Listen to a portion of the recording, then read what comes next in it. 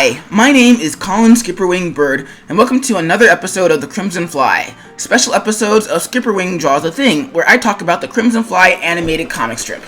If you want to hear a version of this video without the commentary, check out the links in the description, or in the cards, or in the annotations when they appear on the screen at the end of this video. But, on to business. Today's strip is issue 5, strip number 58. Whew, this one is funny because, like, rewatching the process for this one, it's kind of exciting, learning new things. But the flip to that is that it doesn't have a lot of action, and for a action-holic like yours truly, that's kind of not really boring so much as, okay, I'm gonna say it. It's a little boring to me. That being said, you do need these. This is building towards something. And so sometimes you need moments like this.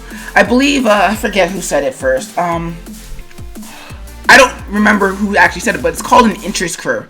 I.e., if everything is going full tilt, action, punching, kicking, fighting, running, all of that stuff, full tilt, your brain kind of evens out and you're like, it just becomes noise.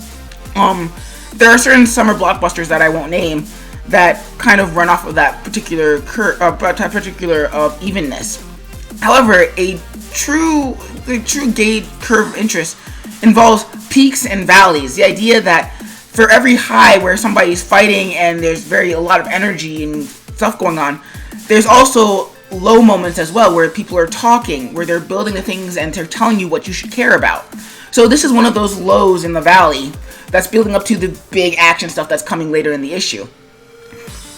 The other thing that I'm trying out that's new with this strip is instead of just doing my thumbnails as very, very rough and then going straight into the inking phase, which is what I normally do because Flash's pencil doesn't really come with, or pencil per se, doesn't really come with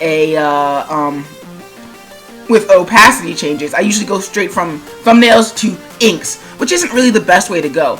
So what I decided to do is I decided to take advantage of Flash's timeline by having the thumbnails on one frame, then the pencils on another frame, and then changing those, and then going on top of that and doing those inks later on.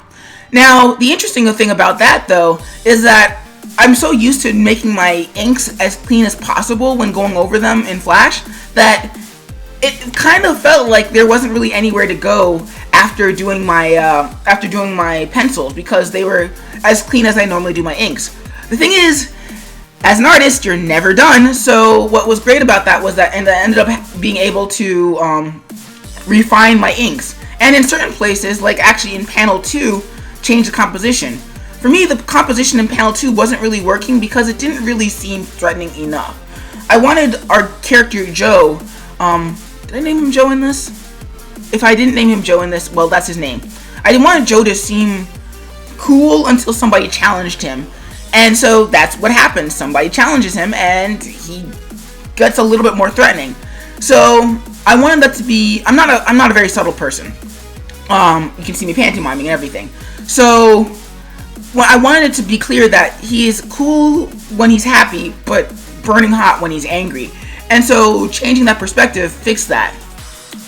As for the animation, well, it's muted, and you still get the sort of general panel animation, the out-of-panel animation, compositional animation, I guess, that helps keep the flow read better.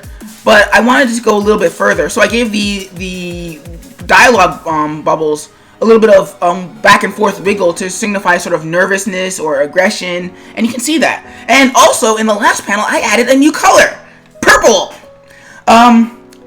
Yeah, I know that doesn't seem like a lot, but I needed a middle ground between my yellow and my red in terms of emotional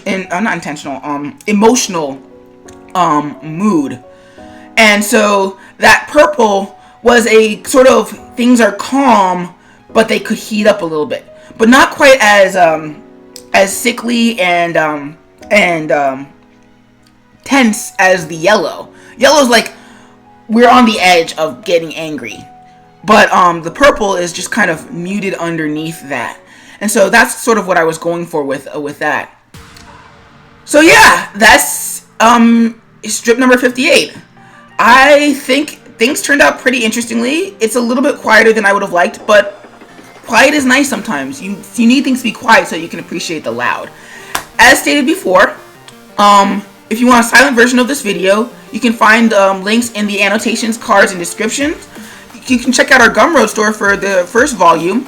And yeah, stay tuned next week for issue strip number 59. This is Colin SkipperWing Bird signing out, and I'll catch you peeps later.